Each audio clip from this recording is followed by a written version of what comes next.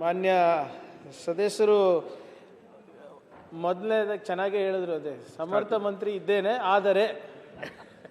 ಆದರೆ ಆದಮೇಲೆ ತೊಂದರೆ ಆಯ್ತದೆ. ಈಗಾಗಲೇ ಅವ್ರು ಹೇಳ್ದಾಗೆ ಅದೇ ಆದರೇನೆ ಇಂಪಾರ್ಟೆಂಟ್ ಅಂತ. ಈಗ ಅಷ್ಟೇ ಸಾಕಲ್ಲ ಸರ್ ತಮಗೆ ಒಗ್ಗರಣೆ ಬಿದ್ದರೆ ಅಲ್ಲಿ. ಮಾನ್ಯ ಅಧ್ಯಕ್ಷರೇ, ಅವರು ನಮ್ಮ ತಿಮ್ಮಯ್ಯ ಅವರು ಏನು ಕೇಳಿರೋ ಪ್ರಶ್ನೆ ಇದೆ, ತಡೆಗೋಡೆ ಬಗ್ಗೆ ಇದೆ.